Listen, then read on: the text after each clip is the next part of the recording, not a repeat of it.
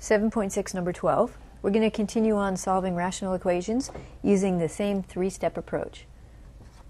First, multiply by the LCD, solve the resulting equation, check the solution.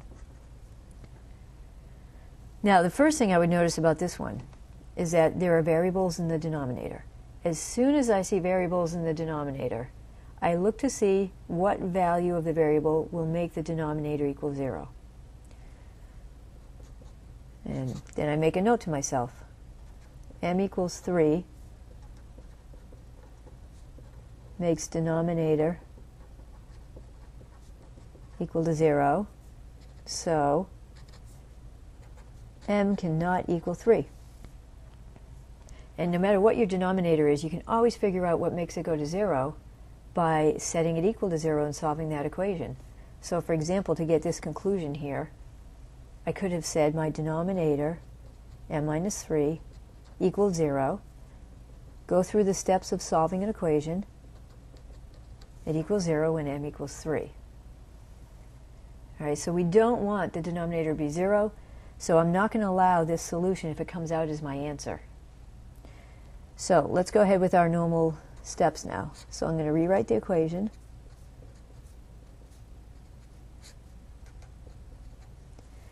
And I'm going to find my LCD. LCD equals m minus 3. Multiply both sides by m minus 3. And the m minus 3 multiplies each term once. So now I can distribute. M minus 3 multiplies m over m minus 3. Take away m minus 3 multiplying 4. I guess I'll put parentheses there too, just to be consistent. Equals m minus 3 multiplying 3 over m minus 3. All right, so everybody, or each term, gets the denominator one time. M minus 3 cancels top and bottom. M minus 3 stays here, no canceling. It cancels here.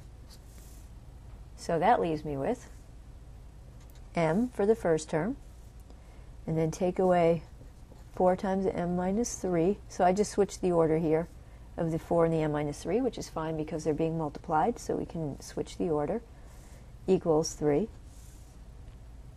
Now we just keep going and solve it like we normally would. So we're going to distribute.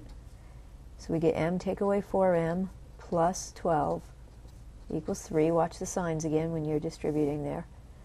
M minus 4m is minus 3m plus 12 equals 3. Take away 12 on both sides because we're isolating the m. Minus 3m equals minus 9.